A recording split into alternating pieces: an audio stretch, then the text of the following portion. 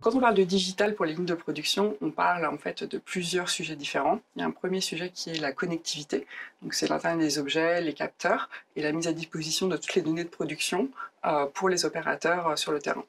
Un deuxième sujet, c'est l'analytique. L'analytique, ça recouvre le machine learning et l'utilisation des données et des puissances de calcul nouvelles et supplémentaires qu'on peut avoir aujourd'hui pour résoudre des problèmes et optimiser par exemple l'efficacité énergétique, le rendement par exemple. Le troisième sujet, c'est l'interface homme-machine qui évolue avec notamment plus de robotisation, plus d'automatisation et aussi des nouvelles technologies de réalité virtuelle et réalité augmentée qui changent les façons de travailler dans les usines.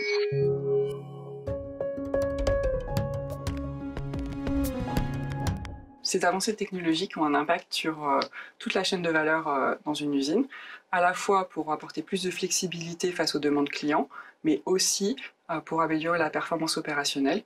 Donc, par exemple, on va réduire l'inactivité des temps en machine de 30 à 50%.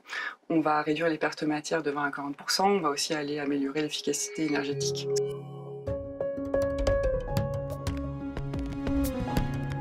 Selon nos recherches, une entreprise sur 4 seulement parvient à déployer sur plus d'un site ou quelques lignes de production ce type d'avancée technologique. La plupart restent bloqués dans cette phase de pilote et n'arrivent pas à gagner tous les atouts du digital à l'échelle.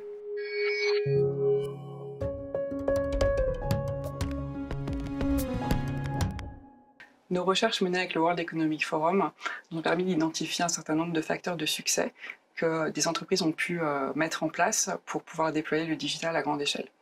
Un premier facteur de succès, c'est d'avoir une ambition qui est tirée par les besoins terrain, avec une vision intégrée au niveau du site, qui intègre tous les investissements et tous les outils que le site va mettre en place, et qui inclut aussi les éléments de transformation, de compétences et de technologie. En fait, on observe que les sites qui partent plutôt de la partie technique plutôt que la partie besoin terrain ont plus de mal à engager, à avoir l'adhésion des opérationnels. Ces entreprises, elles mettent aussi les talents et les compétences au cœur de leur démarche de transformation.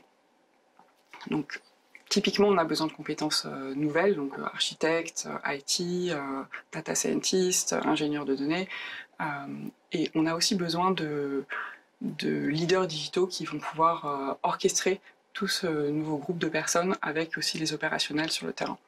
Et donc il faut à la fois recruter et aussi monter en compétences toutes ces personnes à la fois internes et externes.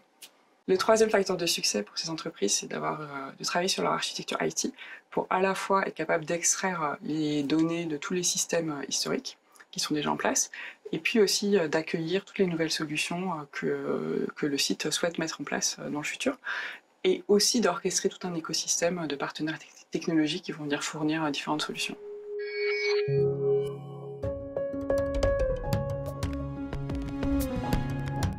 Pour conclure, l'humain reste au centre de la démarche. Par exemple, sur des sites sur lesquels j'ai pu travailler, une communauté de geeks, qui s'est nommée comme ça, s'est mise en place par des personnes passionnées qui voulaient continuer à développer des automatisations.